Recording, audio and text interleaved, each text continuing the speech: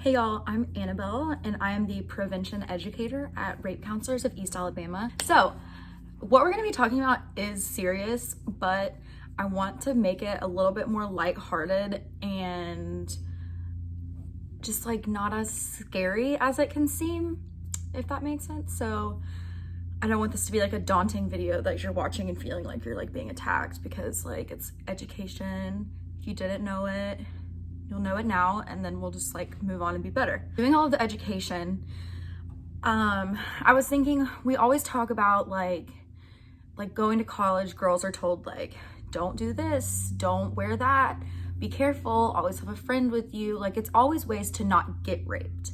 So I was thinking, do guys get talks about why to not rape a girl or why rape is bad, instead of it being how to not get raped, like the prevention side of it? So I asked some guys what their thoughts were about rape and sexual assault. I'm really thankful to these guys. They're all going to be anonymous because I know that it's kind of like an uncomfortable thing to talk about because no one really talks about it, but I got all of their honest answers. And so let's take a look into what guys are taught about consent. So the first question was, what were you told growing up in high school or college about sexual assault? So I got kind of a lot of different answers, but they were all kind of the same. Nothing really, it just means no, like if a girl says no. One guy said it's a vile, horrible thing to do to a woman. We were educated much more about it in high school. I went to a private school in a town.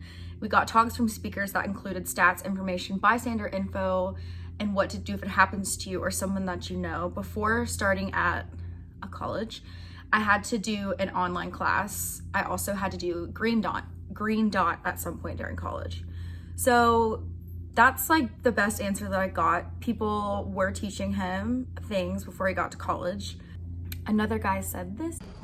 It was bad and frowned upon. Very bad. Could go to jail. Really scars the girl too.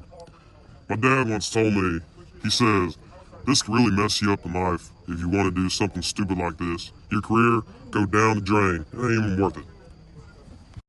It was bad. Don't do it. I was never really sat down and taught it specifically by a person, but I learned from like the news, social media. I remember learning about it in like the Bill Cosby trials and the Brock Turner trials, and then like TV shows, NCIS, Law and Order SVU, stuff like that.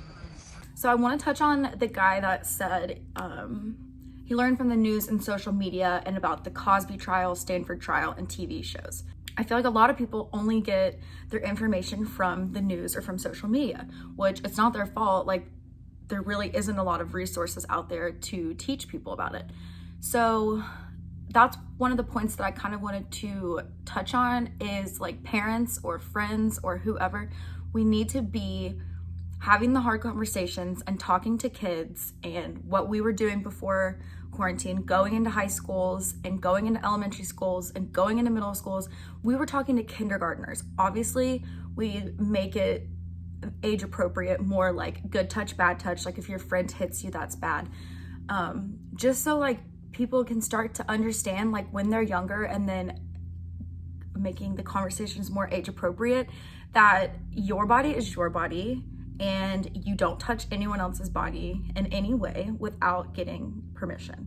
I honestly didn't really know what the definition of consent was before I started interning here and now working here, like last semester? I don't know, in January. I really didn't know what the actual word for consent was. Like I kind of just thought the same thing as those guys, like no means no. But consent is a verbal yes from both parties who are of sound mind. So if you're drunk, you technically can't give consent. If you are passed out, you can't give consent. So when I asked the guys what consent was, they said someone fully able giving you permission to do anything. Yeah. Consent is a verbal or written agreement between two parties stipulating that whatever is being agreed to is acceptable to both parties. Correct? A verbal yeah. Are you okay with this? Doesn't necessarily always have to be coitus. No textbook definition of how it should be given. It's kind of a case-by-case thing. It can be complicated in relationships. If you don't give consent and you still do it anyway, but there's no verbal no, then it can be bad. Verbal consent is necessary for the first few times until you get to know someone. And then after that, you can start to read body language, read signs. So I want to touch on what the last guy said. Verbal consent is necessary for the first few times until you get to know someone. And then after that, you start to read the signs. So that's like if you've been dating someone for a while, you can slip into just like going at it and like not asking consent, which I understand that. But I think we need to make sure that even if it's your boyfriend or your husband or your wife or whatever, there is marital rape. So just because someone's your wife, just because someone's your girlfriend, doesn't mean that they like owe you sex. They want to have sex with you anytime that you want to. So I think that it can be easy to just slip into like, well, we're dating, like I know like when she wants to have sex or when he wants to have sex or whatever, but it's just important to start getting in the habit of asking every single time, like, do you want to make out? Do you want to have sex? Do you want to have oral sex? Like, it's kind of, it's awkward when I'm just sitting here like saying that, but you can make it sexy, like make it part of it so that you never have to run into any situation where you're wondering, was that rape? It's always better to be safe. Just ask, make it sexy if you want to, or just straight up ask. I mean, I think it's sexy if a guy's asking for consent because that means he respects me. So take with that information what you will, but make sure that you are being careful and always asking, even if you've been with someone for a really long time. My next question was, were you ever pressured by any of your friends to hook up with a girl who had been drinking? And all guys said no, which is a really good sign. So I put this question in here because of the movie Roommate. Faith actually told me about this. And so I watched the scene where these guys were in a frat house and this girl was drinking and he was like, if I don't get you to like go upstairs with me after you've been drinking, like I'm gonna like get in trouble or something. So I knew that that was a movie. I didn't know if that kind of stuff actually happened in real life. I hope that kind of stuff never happens in real life, but I'm glad to see that at least none of these guys were ever pressured by their friends to hook up with a girl. But just a little PSA, if someone's pressuring you to do something with someone else, they're not your real friend, and you don't have to do anything that anyone tells you to do if you don't want to do it. So there's just that. Okay, the next one is it consensual if the girl doesn't say no? So I got 2 no's, and then I got, it depends. They might not say, yes, I want to have sex, but if they are acting like they want to and initiating. I got that it doesn't have to be verbal. It depends on how developed the relationship is. And then similar to question 2, when it gets to a certain point in a relationship, it's different. It doesn't always have to be verbal. So it's pretty much the same as the other question I was asking. I was just gonna see when I asked them this if they were gonna say anything about alcohol, because I've had cases where the girl's like, I don't know if I consented. So if you have to ask yourself that question, you didn't consent. It just can be tricky. So I say with this one, always, like I said, always get a verbal yes with a sound mind, and be careful because it's not consensual unless both parties say yes. So if she doesn't say no, not consent. If a girl comes over to your house after a night out, does that mean she wants to have sex with you / you can have sex with her? So I got all no's, which is good. This was also, I was asking this question because I've seen in certain cases where guys have said, well, she came over after a night of like drinking, we made out at the bar. Like, why else would she want to come over to my house? And I'm just gonna leave my opinions about that at the door, but I'm glad that these guys all understand that just because a girl comes to your house after a night of drinking does not mean she wants to hook up with you. And if you try and she says no, then you better leave her alone. Get her an Uber, call a friend, let her sleep on your couch. Just don't even go down that road. Okay, so is making out consent? I got all no's except for It is consent for continuing to make out until someone wants to stop making out, which I thought was a really good answer. Yes, if you consented to making out and you're making out and then you try to do something else and she says no, then you stop it right there. It can be hard when the hormones are racing. I tell this to the high schoolers and the middle schoolers. It can be hard when your hormones are racing to want to say no or to stop something. So it's always important before you get into any situation where you could be hooking up with someone or just in general, know how far you want to go, so that when you are in a situation like this, if you're making out with someone and you decide like, I don't think I want to go any further, it's easier for you to say no. And if you're the person that is being told no, for you to stop. Did you ever feel pressure to have or want or enjoy sex before you felt ready? So I asked this question because generally in society, men are supposed to want sex all the time. Men are supposed to love sex. Men are supposed to thrive on sex, blah, blah, blah. It's like very male dominated. I don't know if that's the right word, but you know what I'm saying. So I got 3 no's and 2 yeses. One guy said yes, but more often from girls than friends. So I thought that was interesting. So you could take everything I've said in this video and flip it around to if I was asking girls these questions. It doesn't matter who in the relationship or in the hookup or in the whatever you're doing says yes or says no. Both parties have to respect what the other person said. So I'm glad that most of the guys didn't feel pressured, but I don't think you should ever pressure anyone into having sex. Like, why do you care if someone's having sex or not?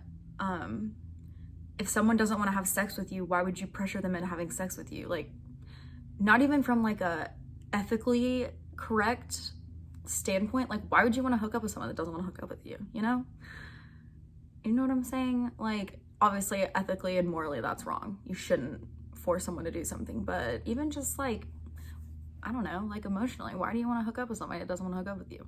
So just don't. I'm sure you can find someone else that will consent and want to be all about it.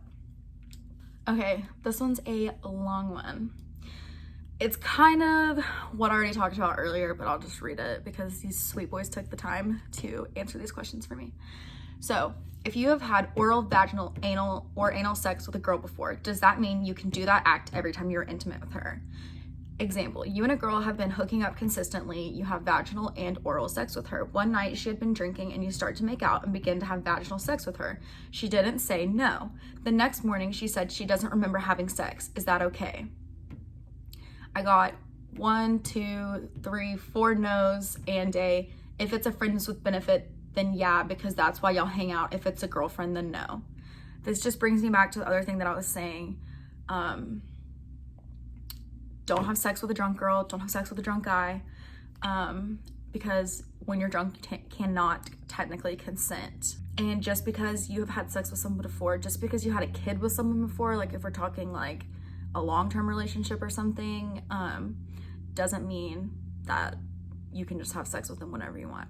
So always ask for consent. Do you feel uncomfortable asking for consent / feel like it isn't sexy? No, I don't feel uncomfortable asking for it. I think it's a good thing to ask. Yeah, it's kind of uncomfortable. It's kind of a mood killer. And I think it can be a little bit awkward and a lot less romantic to be like, can I kiss you, versus just like going for it.